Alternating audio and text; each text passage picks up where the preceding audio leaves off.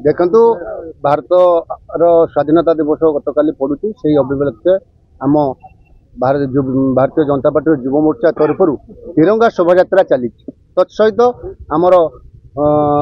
जो स्वच्छ भारत अभियान मोदी जी नेतृत्व जो स्वच्छ भारत अभियान अच्छी करा जो जो महान महान व्यक्ति माने आम देश राज्य गौरव आनी आम देश को स्वाधीन देती प्रतिमूर्ति रे सफाई कार्यक्रम होउची ता सहित आमर तिरंगा रैली एक विशाल तिरंगा रैली आली बजार ठारू आरंभ होई कनिका राजकनिका तरासर नेताजी क्लब पर्यंत सेठी समापन हबो। युव मोर्चा तरफ एटा आली विधानसभा क्षेत्र आरंभ होउची 12 13 11 12 13 14 15 तारीख पर्यंत भारतीय जनता पार्टी घर घर तिरंगा सहित तिरंगा यात्रा एवं प्रत्येक स्वच्छ भारत अभियान जहाँकि प्रत्येक महापुरुष मानक पीठस्थली एवं प्रत्येक जगार स्वच्छ भारत अभियान सहित महापुरुष मान सम्मान दि जाउछि एवं यह महाकालपड़ा पाटकुरा गत 2 दिन है 11 तारीख दिन राजनगर और 14 तारीख दिन आज आली निर्वाचन मंडल अच्छी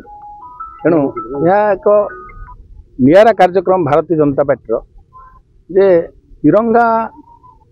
पाखरे समस्ते नतमस्तक हो जाति धर्म वर्ण निर्विशेष समस्ते भारत मातार सेवा करने यह भारतीय जनता पार्टी एक आह्वान। आज आमर स्वच्छ भारत अभियान नियाले अवस्थित आलीर भाग्य विधाता जे कि प्रथम करी रिंग बंध प्रतिष्ठा करथिले से होचंती सेतबल विधायक सुब्रत सहदेव दास एवं आलीर जो कर्णधार तो हाथ रे आली तैयारी होता जो मैंने अक्लांत परिश्रम करी एटार प्रतिष्ठा लाभ करथिले आली को परिचय करथिले तांका भितर अन्यतम हूँ शरद कुमार देव राजा साहेब आज 2टी आली रे प्रतिमूर्ति पाखे आम स्वच्छ भारत कलु एवं माल्यार्पण कलु यापर आमर ए रैली वर्तमान तिरंगा यात्रा आरंभ हम आली बजार ठारू तरास नेताजी क्लब पर्यंत सेठारे मध्य आमर